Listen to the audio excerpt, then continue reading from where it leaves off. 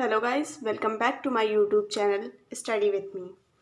सो previous video में हमने fundamental units और डिराइव्ड यूनिट्स को पढ़ा था।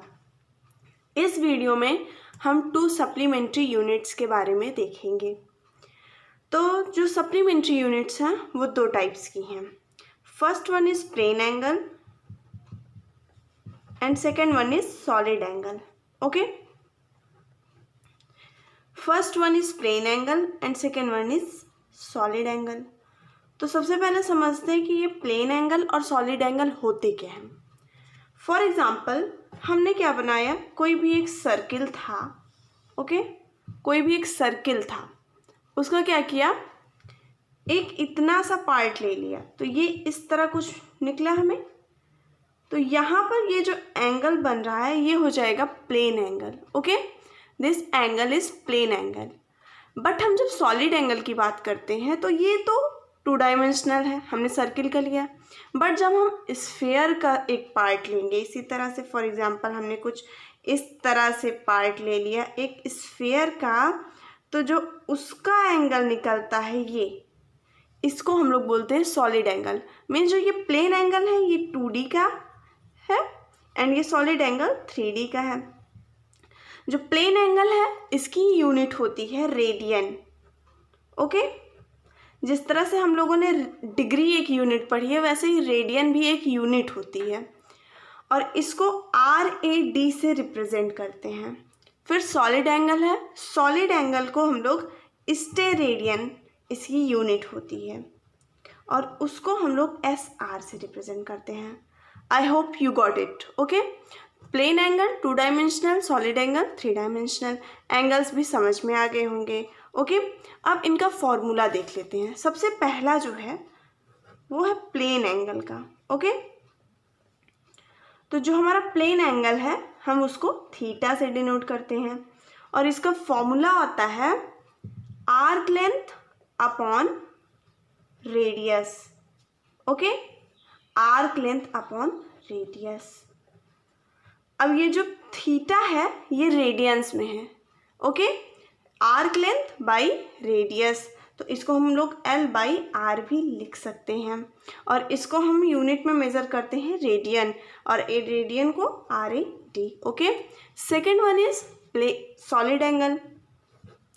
अब सॉलिड एंगल का क्या फॉर्मूला होता है, तो सबसे पहले सॉलिड एंगल को हम लोग ओमेगा से रिप्रेजेंट करते हैं और जो इसका फॉर्मूला आता है वो है area, surface area by R²। Okay, तो ये दोनों यूनिट्स थी, इनका ये फॉर्मूला है। ये क्या है, ये बस हमें ऐसे बेसिक्स में पढ़ना है, इसके ऊपर कुछ हमें न्यूमेरिकल्स अभी नहीं सॉल्व करने हैं। फिर हम दूसरी बात करते हैं सिस्टम ऑफ यूनिट्स। तो जो हमारी कंट्री है या वर्ल्ड में 3 तरह के सिस्टम ऑफ यूनिट्स बनाए गए हैं। First one is MKS, second is CGS and third one is FPS। और यहाँ पे आप देखिए कि हमारे पास 3 सिस्टम ऑफ यूनिट्स हैं, MKS, CGS एंड FPS। तो MKS में यहाँ पे हम लोग 3 जो फंडामेंटल यूनिट्स हैं उनको लेते हैं। सबसे पहले है लेंथ। ओके, फिर है मास, फिर है टाइम। इन तीनों में इन्हीं तीनों की यूनिट्स दिखाई गई हैं कि MKS में लेंथ की यूनिट M फॉर मीटर हो जाती है। ऐसे CGS में लेंथ की यूनिट सेंटीमीटर हो जाती है और लेंथ की यूनिट FPS में फीट। ओके, ऐसे मास की यूनिट MKS में kg, किलोग्राम हो जाती है, CGS में ग्राम हो जाती है और FPS में पाउंड हो जाती है। सेकेंड की यूनिट आप देखिए SSS, तीनों में सेम ही है, तो इसकी जो यूनिट है वो तीनों में सेकेंड ही रहती है। तो आपसे पूछता है कि कौन सी ऐसी क्वांटिटी है जिसकी सभी सिस्टम ऑफ यूनिट्स में सेम क्वांटिटी है, तो you have to give answer as time. Okay, because you can see here कि MKS में, CGS में और FPS में तीनों में टाइम की यूनिट सेकेंड ही है। अब इसके बाद हम लोग को एक छोटा सा मेथड पढ़ना है जिसका नाम है पैरेलैक्स मेथड। सो पैरेलैक्स मेथड जो है उसमें क्या होता है कि जैसे बहुत बड़ी बड़ी डिस्टेंस है। ओके, फॉर एग्जाम्पल अर्थ से सन तक की डिस्टेंस, मून से सन तक की डिस्टेंस, किसी भी प्लैनेट को ले लेते हैं उसकी डिस्टेंस फ्रॉम अर्थ। तो जो ये बड़ी बड़ी डिस्टेंस है, हमने अभी तक क्या पढ़ा था, मीटर, सेंटीमीटर, फिट, तो हम इनको इसमें नहीं काउंट कर सकते हैं। हमारे पास कोई ऐसी स्केल नहीं है इस टाइम पे प्रेजेंट में कि हम लेके जाएं, अर्थ पे रखें, सन पे रखें, हम उसको ज्वाइंट करते करते क्या करें, उसकी डिस्टेंस निकालें। तो उसको पॉसिबल करने के लिए क्या निकाला गया, एक मेथड निकाला साइंटिस्ट ने, जिसे हमने बोला कि पैरालेक्स मेथड है।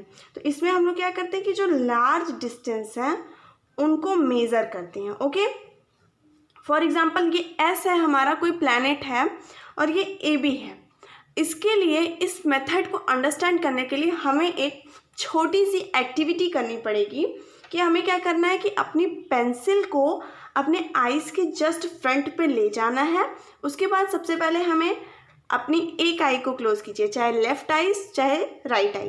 तो किसी एक को क्लोज़ कीजिए तो आपको लगेगा कि पेंसिल इधर है, फिर दूसरी आई को क्लोज़ कीजिए तो आपको ऐसा लगेगा कि पेंसिल की पोजीशन में चेंज हुआ है। तो ये जो मेथड है, तो ये जो बताता है कि जो आपने दोनों पॉइंट्स लिए, फॉर एग्जांपल जब आपने लेफ़्ट आई क्लोज़ की तो आपको जो पॉइंट दिखा वो A1 है, और जब आपने राइट आई क्लोज़ की तो आपको जो पॉइंट दिखा वो A2 है। तो इन दोनों पॉइंट्स के बीच के डिस्टेंस को यहाँ बेसिस बोला गया है, और D जो है ये डिस्टेंस है। ओके, जिस पॉइंट से आप मेज़र कर रहे हैं वहाँ की, और जहाँ तक आपको मेज़र करना है वहाँ की डिस्टेंस की, ये D फॉर डिस्टेंस है। और थीटा एंगल है। इस थीटा एंगल को हम लोग पैरालेक्स एंगल या पैरालैक्टिक एंगल भी बोल सकते हैं। तो हम लोग इसमें फॉर्मूला कौन सा आता है, वही फॉर्मूला जो हमने देखा था अभी, कहाँ पर, सॉलिड एंगल और प्लेन एंगल में, कि थीटा इज इक्वल्स टू होता है आर्क लेंथ अपॉन में रेडियस। तो यहाँ पर जो हमारा थीटा है that will equals to arc length means b by D. Okay, now हमें फाइंड करना है d, क्योंकि हमें तो डिस्टेंस चाहिए। पैरालेक्स मेथड में हम क्या कर रहे हैं, डिस्टेंस निकाल रहे हैं, तो हम इस d को उधर ले जाते हैं, तो हो जाता है d into theta by B, and यहीं से d is equals to b by theta. But यहाँ पे कंडीशन हमारी यही है कि जो यहाँ थीटा है वो रेडियंस में होना चाहिए। Okay, I hope you got it कि पैरालेक्स मेथड में हम बहुत लार्ज डिस्टेंस का क्या करते हैं, कैलकुलेशन करते हैं, मेज़र करते हैं। उसके बाद बेसिस आपको समझ में आया। बेसिस एक नया टर्म है, तो इसको समझ लीजिए कि ये डिस्टेंस होती है between 2 points of observation. Okay, thank you.